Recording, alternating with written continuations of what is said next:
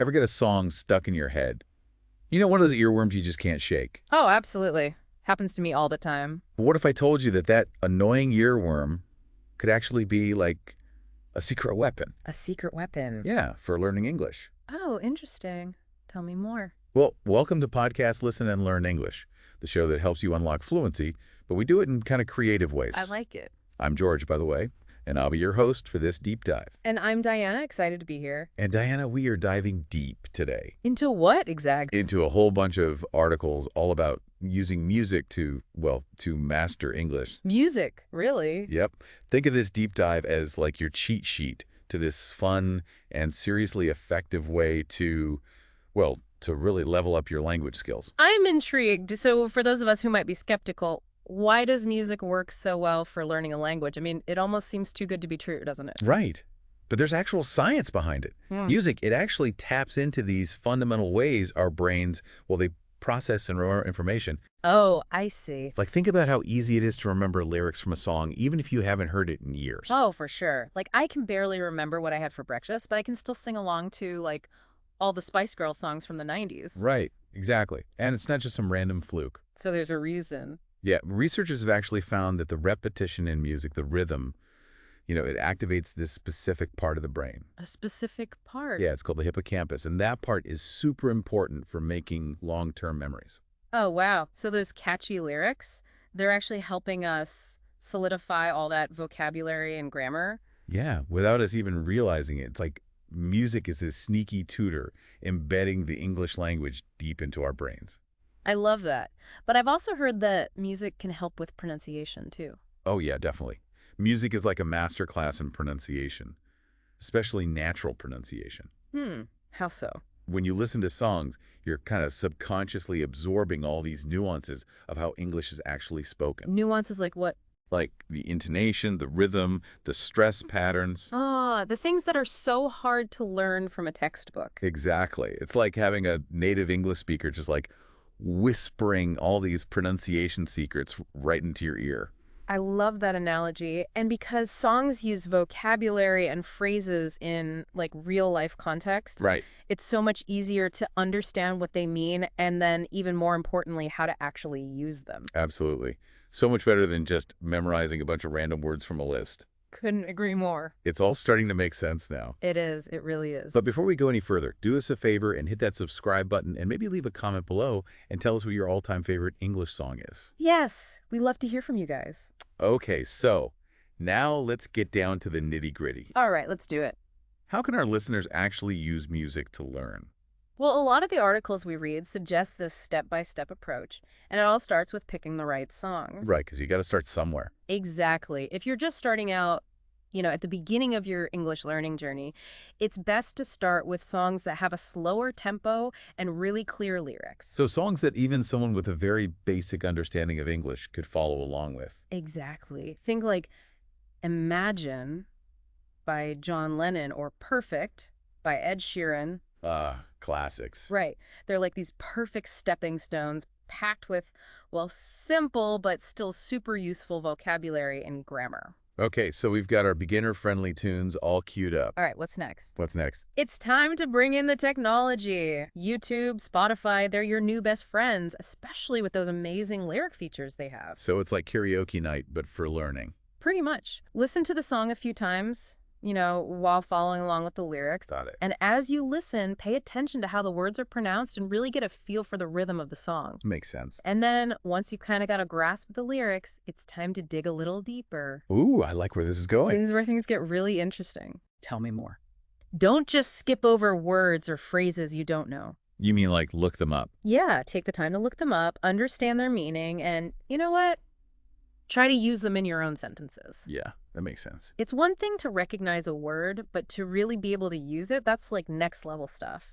For sure. And context is key. Context. Yeah, let's take Ed Sheeran's Shape of You as an example. Yep. That line, we push and pull like a magnet do, it doesn't just introduce those words, push and pull, Right. but it also shows how they can be used, metaphorically, to describe like feelings, and relationships. Wow, I never thought about it that way. See, it's like each song is a little mini lesson. And vocabulary, grammar, even figurative language. Exactly. And once you feel good about the lyrics and the vocabulary, then comes the really fun part. Ooh, the fun part. I'm listening. It's time to sing along. And welcome back to podcast Listen and Learn English. So we just talked about how amazing music is for learning English. Right, it's like a superpower. It really is. So now let's get into specific examples I like specifics. of how you can use songs to tackle those tricky English challenges. You know, the ones Oh, I know them all too well. like, let's say you're struggling with contractions. Subtraction. Yeah, the shortened versions of words like don't or can't or I'm. Ah, right. Yeah, well, songs are like full of them. Take Let It Be by the Beatles. A classic. You hear that line, when I find myself in times of trouble, which subtly introduces myself, a contraction. Sneaky little contractions. I know, right? You're absorbing them without even realizing it. It's like grammar osmosis or something. Exactly.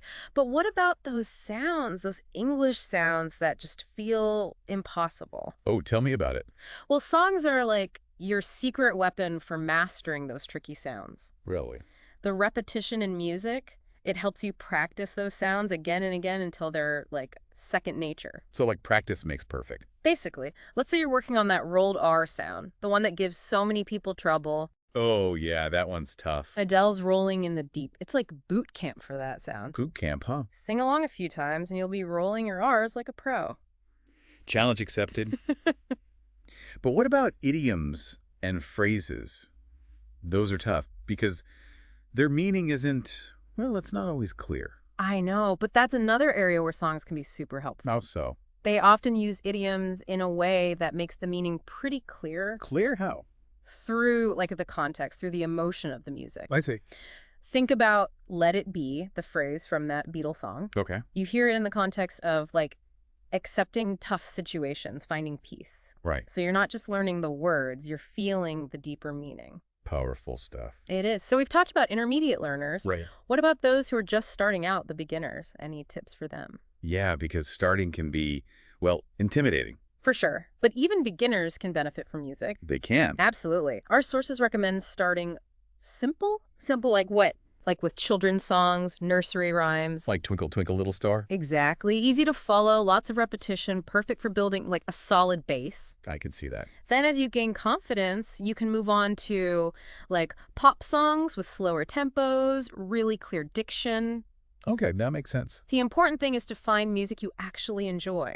Right, because if you like it, you'll want to listen to it. Exactly. And don't be afraid to try different things. Experiment. Exactly. And you know what? Even if you don't get every single word at first, that's totally fine. Yeah, don't get discouraged. It's a process. It's like learning any skill. Sure. You're not going to become a concert pianist overnight. Nope.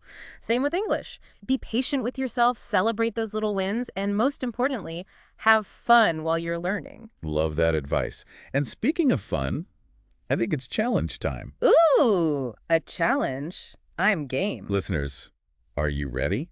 What's the challenge? Here's your mission. Pick a song, any English song you love. Maybe one we talked about today or a new favorite. Now listen to it a few times. Follow along with the lyrics. Got it. Then write down 5 new words or phrases you learned. 5. Okay. Really try to understand those words, in the context of the lyrics. Context is key. Now for the fun part. Sing along to the song, paying close attention to how you pronounce those words. Practice makes perfect, right? Exactly. And finally, try to summarize what the song means in your own words. Summarize it, okay. This helps you solidify your understanding, practice your English writing and speaking skills. It's amazing how much you can learn from just one song. It really is. And don't forget to share what you learn with us, maybe in the comments. We'd love to hear what songs you guys are using. And while you're at it, subscribe to Podcast Listen and Learn English for more tips and tricks on how to make your English learning, well, a hit. Now, before we wrap up this musical adventure, we've got one final thought for you guys. Something to ponder. So we've talked about how music can help with, vocabulary, grammar, pronunciation. It's like a musical toolbox for language learning. It really is. But here's a thought. Okay, I'm listening. What other creative ways can you think of to incorporate your own passions, like your hobbies? Into learning English. Yeah, into learning English. That's a good question. I think it's all about Finding those things you're already interested in, those things that spark your curiosity. Right, like things you already love Well, doing. exactly. And then use them as a springboard for learning. A springboard. I like Yeah. that. So, like, if you love cooking. Oh, yeah. If you love cooking, why not try following recipes in English or watching cooking shows in English? Oh, that's a good one. Yeah. I've always wanted to, like, master making those fancy French pastries. See, perfect example. You could totally find an English language baking show to guide you. And I'd be learning English while doing it. Mm-hmm. I also heard that watching movies with English subtitles can be super helpful. It's true. You're exposed to so much new vocabulary, and you see how it's used naturally in conversations. Right, not just like in a textbook. Exactly. And the best part is you're doing something you enjoy, so it doesn't feel like work. It's like sneaky learning. Exactly. Learning should be fun, and the possibilities are, well, endless. Like what else? If you're into video games, try playing them in English. Oh, yeah, good one. If fashion is your thing, read English language fashion blogs or magazines. It's all about making English a part of your everyday life. Exactly. The more you immerse yourself, the more natural it'll become. Makes sense. So as we wrap up our deep dive into music and language learning, remember this. Okay. Learning English, it doesn't have to be boring. It shouldn't be a chore. It can be, well, it can be a fun adventure. An adventure filled with music and creativity. Absolutely. And who knows, maybe you'll even discover your next favorite English song along the way. I love that. Well, thanks for joining us on Podcast Listen and Learn English. And don't forget to subscribe for more exciting deep dives into the world of language learning. And hey, leave us a comment below. Let us know how you're using your passions to learn English. We love hearing from you. Until next time, keep those English tunes playing and happy learning.